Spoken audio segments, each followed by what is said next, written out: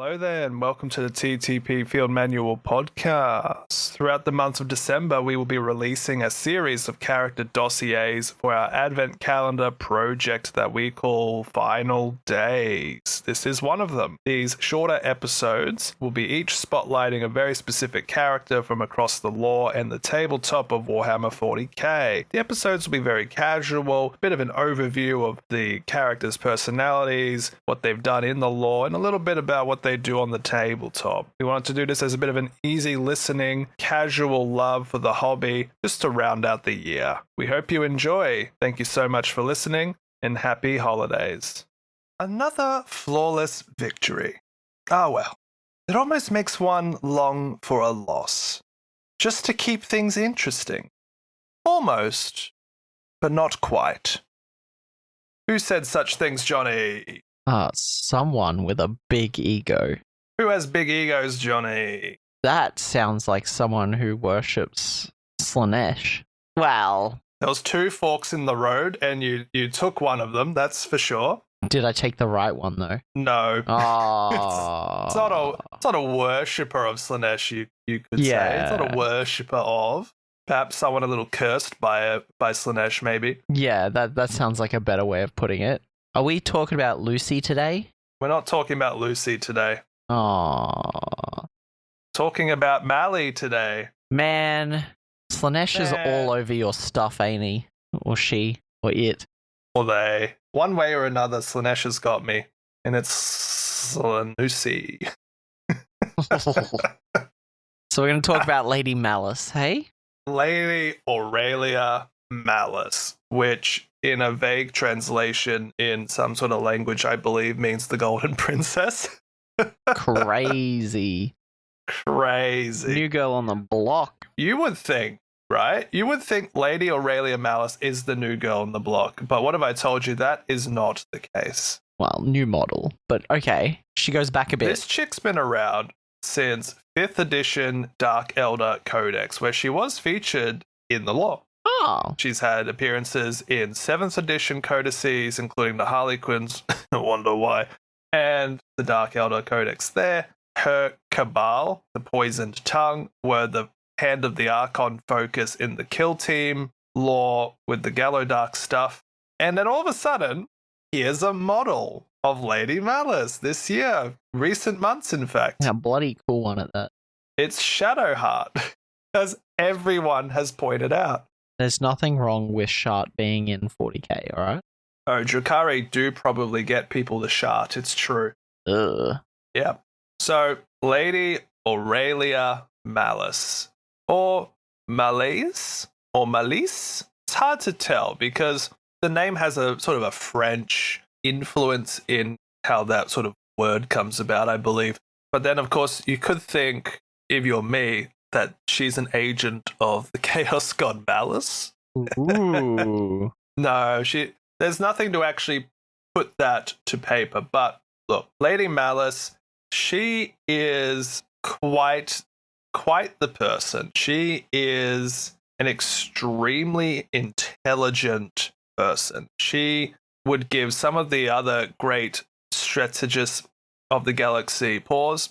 She has a somewhat psychic sense of precognition, and her brain is just labyrinthine. You know, there's so much happening inside her head that she's able to weave all these plans and funnel her opponents into traps with such ease that it's, as we saw in the opening quote, kind of boring to her how good she is, which I find hilarious.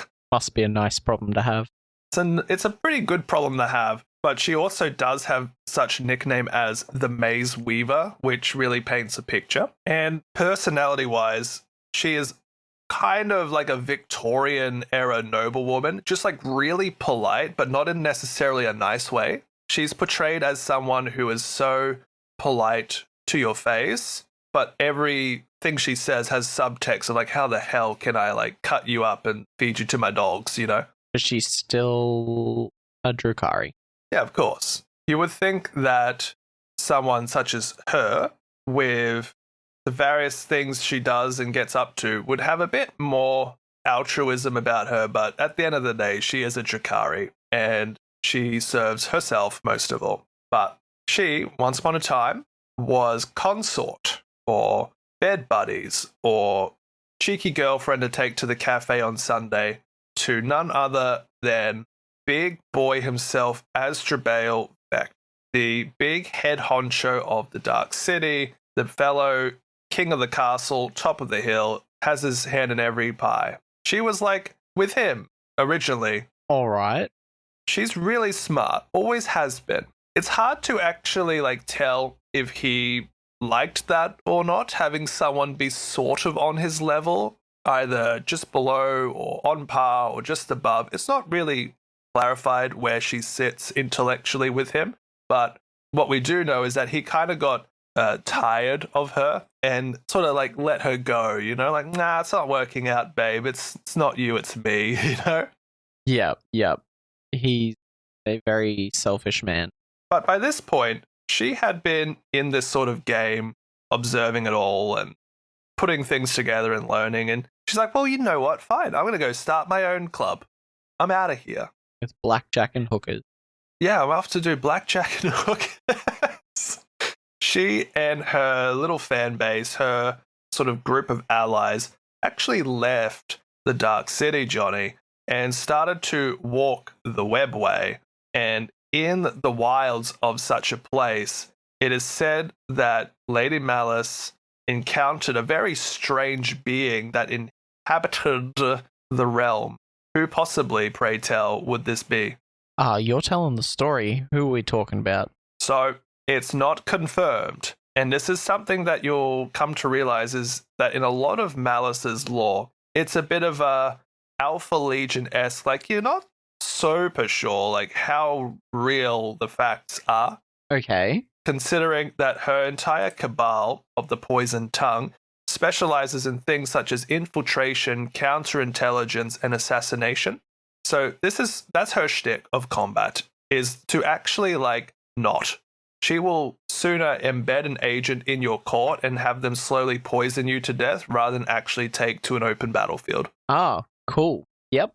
So she's very intelligent, very witty, very cat-like, you know? In the webway, it is said that a Harlequin mask known as the Veiled Path Oh, yeah. organized some sort of indirect meeting between Aurelia Malys herself and supposedly Chegarak or Kekarak, the Harlequin deity. The laughing god himself.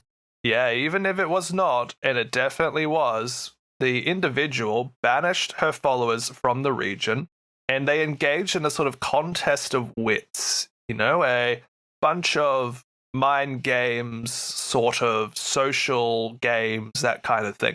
Whoever won would gain the heart of the loser.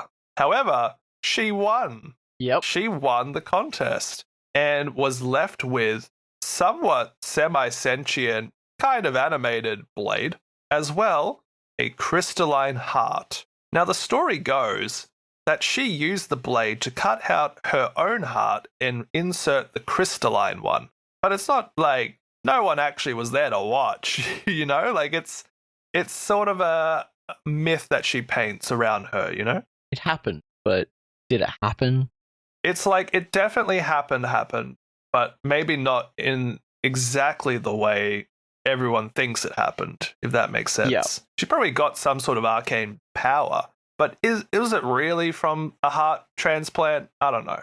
There's definitely some sort of relation between the two characters.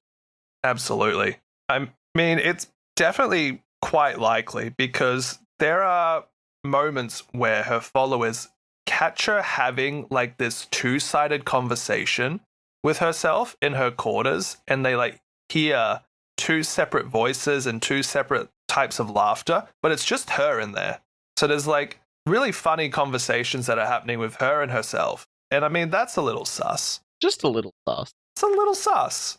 But as she returns to the Dark City, she is a little souped up, if you will. She's emboldened by her experiences. She thinks, you know what?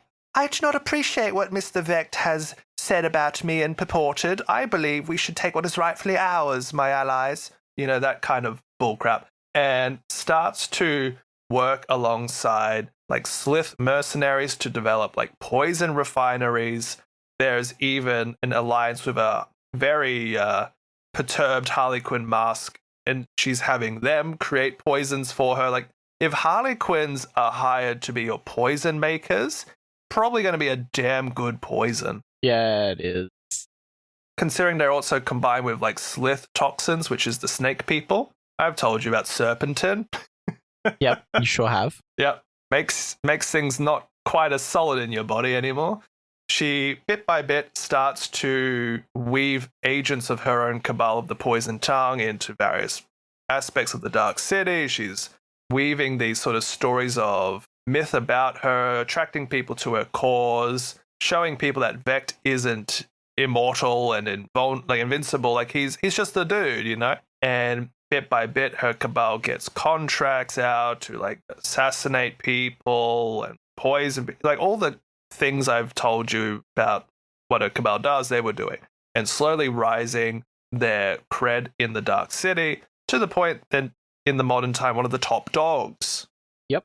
What really gave her big claim to fame, though, was a conflict known as the Panacea Wars. And I think wars is a bit of a loose term, but essentially the Panacea Wars was when the Drukhari came to realize that there was a STC recovered by the Imperium, and the STC was intended to be like a very advanced medical technology that would supposedly heal all diseases and toxins and plagues and stuff, which is a pretty good thing to have, you know. Mm-hmm. Sure is. But it's on an AdMech world, and there's also orcs nearby. That's not a good spot to be.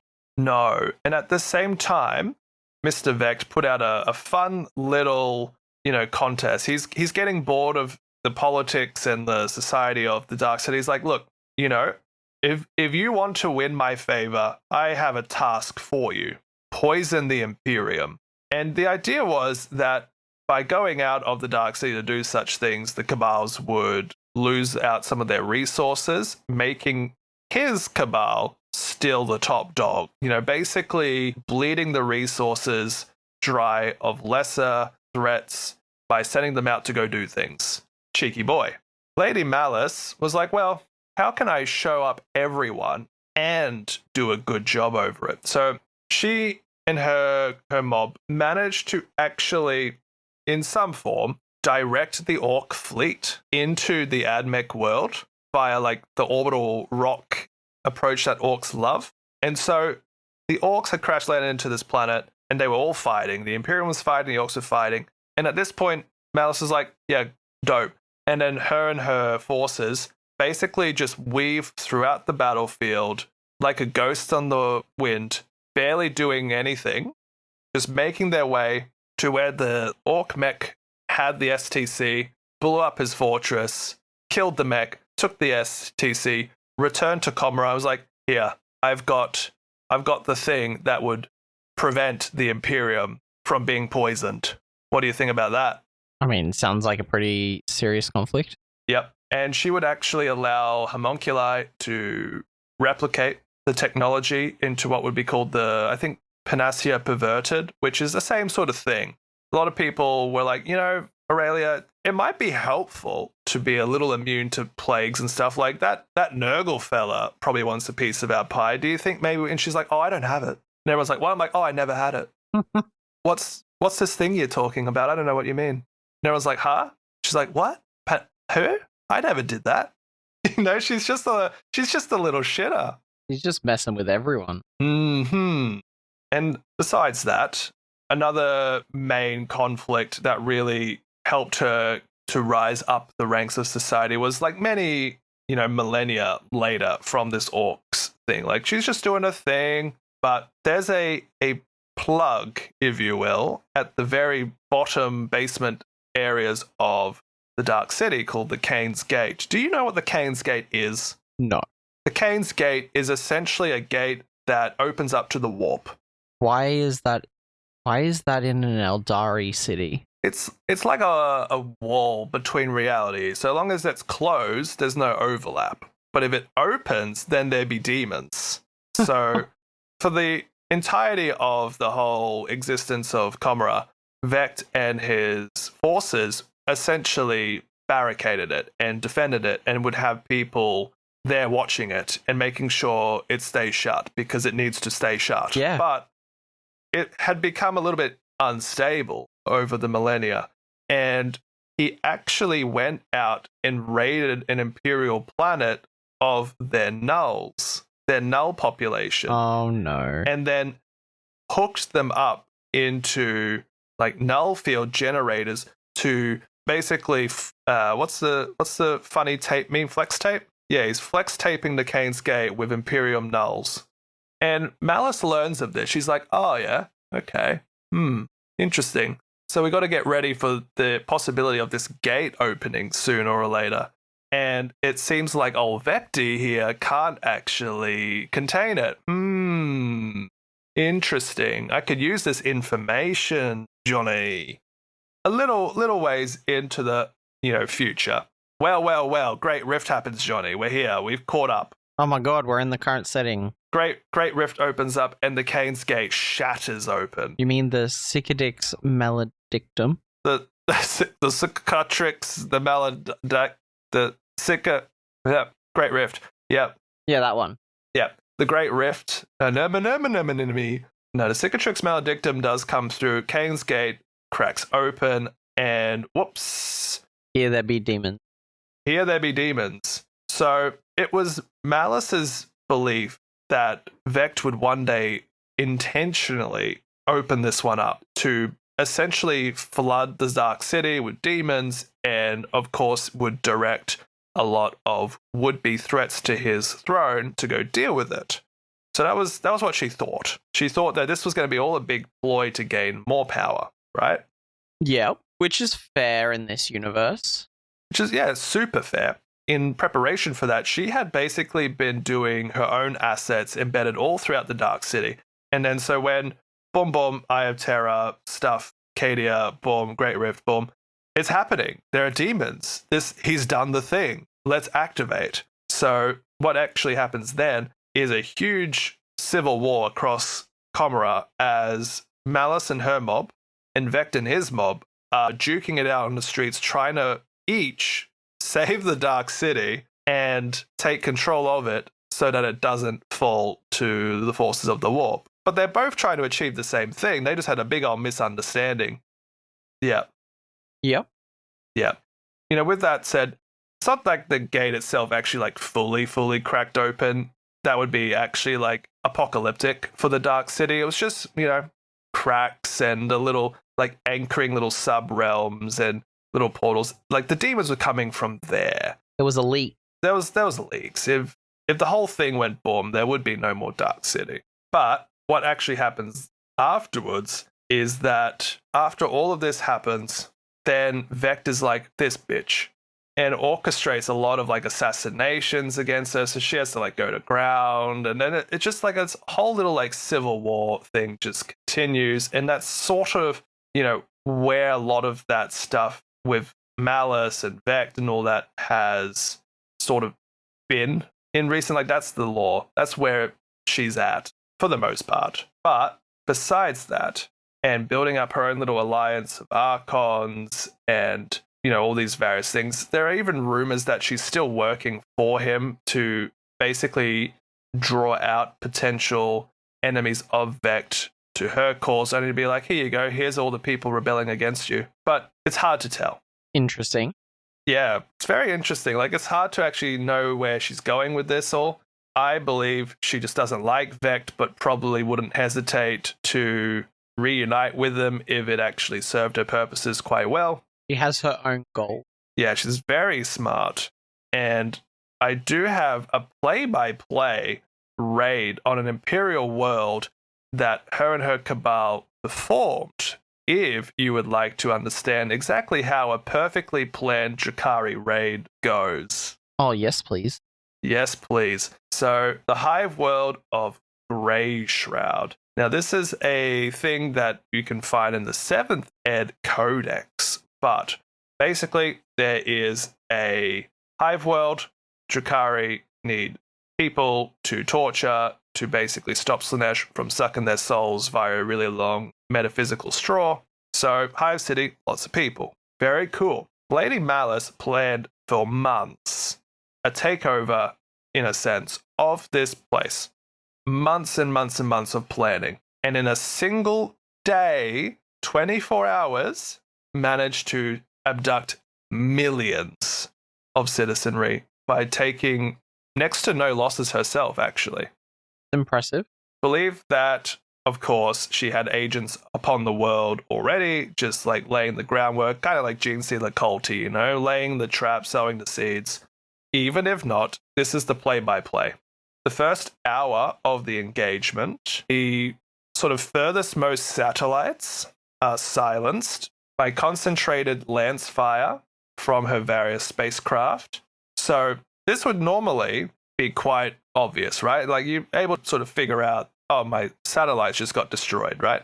But she timed it perfectly with the solar system's star solar flare activity so that it actually came across as solar flare interruption of the satellites. So satellites are gone. She moves her stuff in. The main orbital defense platform, a few hours later, falls silent.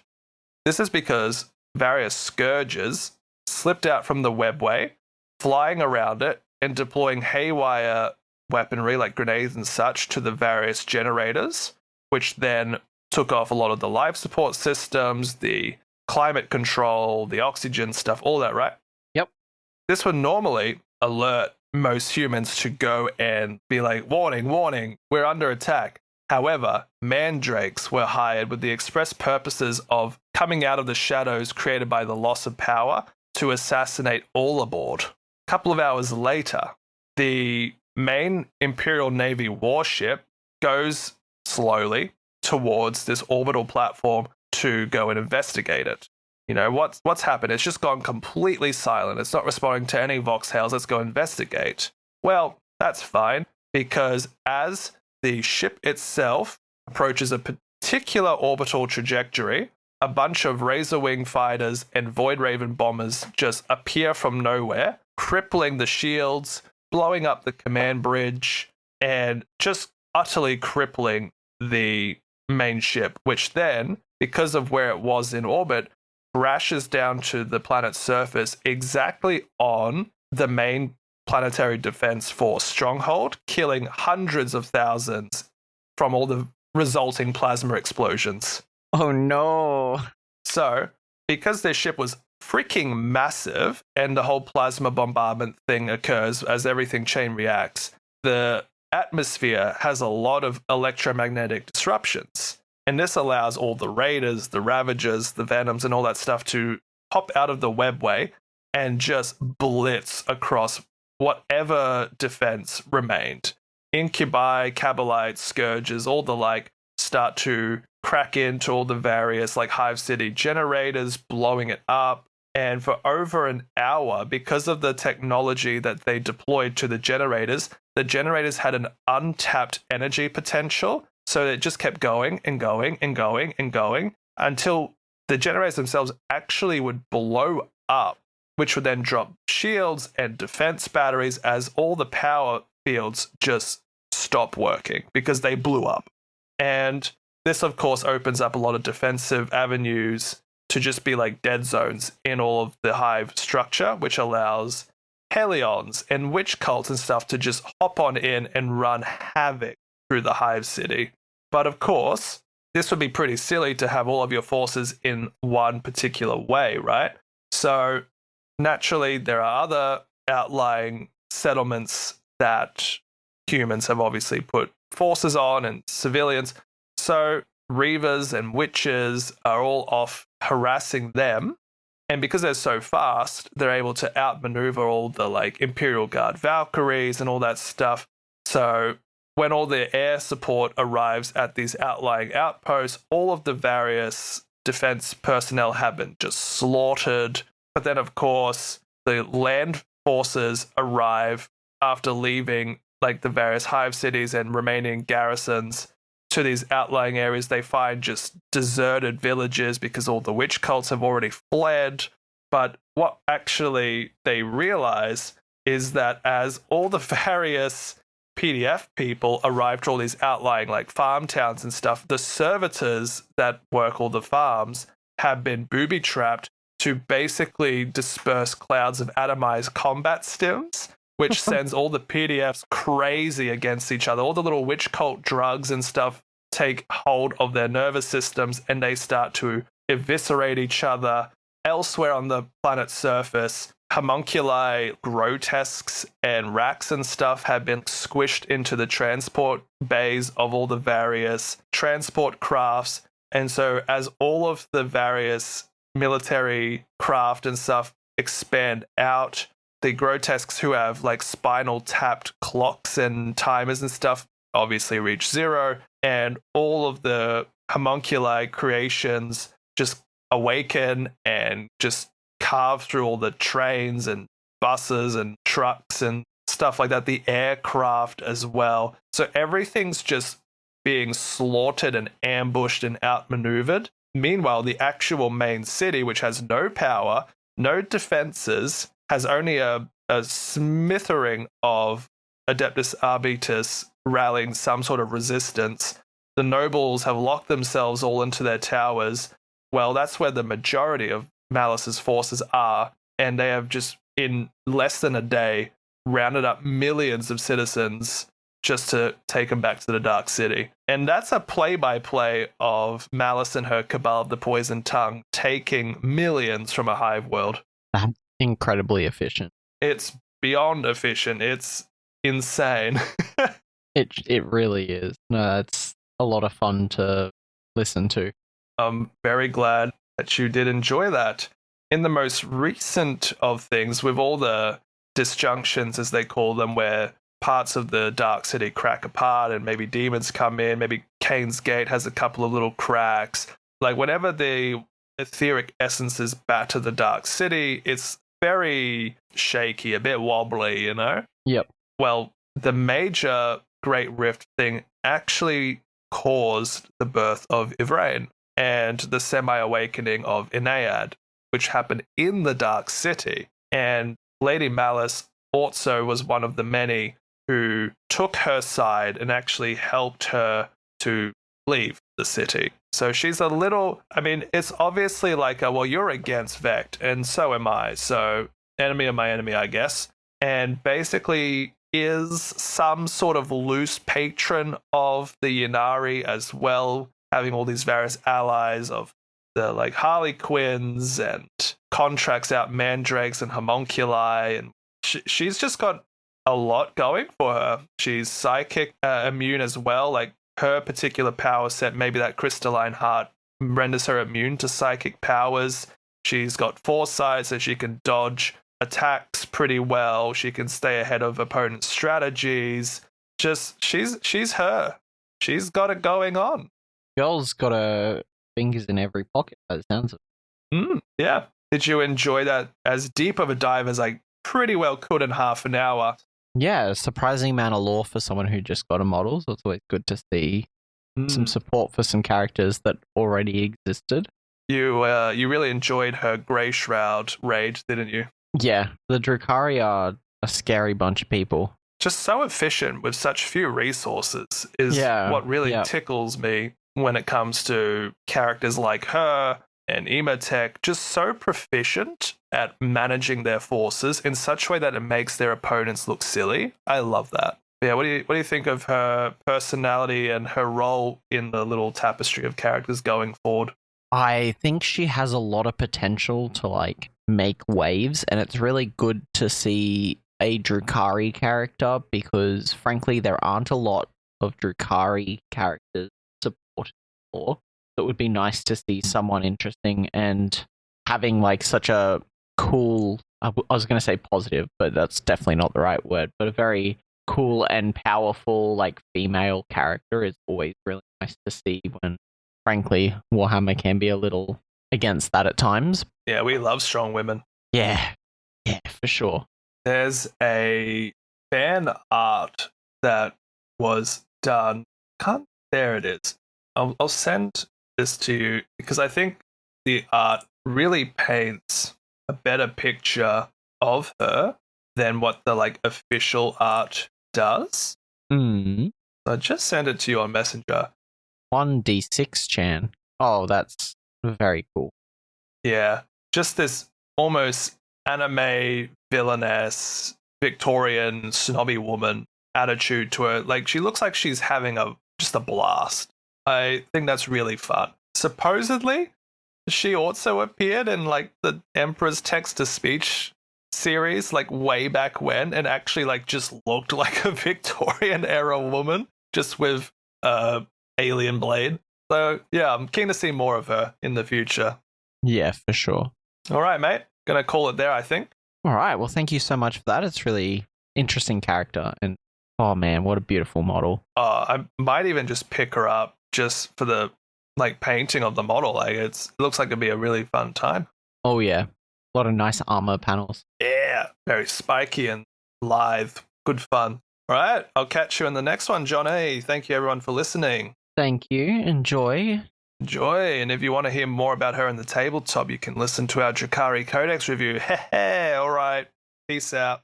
Hey, thank you so much for listening. If you enjoyed this episode, there's plenty more on the way, so stay tuned. If you can, it would mean a lot to us if you could share this with friends, people you know will probably enjoy the episodes that we're putting out. If you are enjoying the Field Manual podcast, if you've been really enjoying these episodes and want to share your thoughts with us, maybe have some ideas about what you'd like us to cover next, jump onto our Discord. There'll be a link in the bio of this episode. It's a fun little community we're hoping to grow, where people can come in, share their work in progress photos, have a chat about the hobbies, chat with us, we'll chat with you. We chat about our upcoming book clubs and things of that nature. Love to see you there. Thank you very much.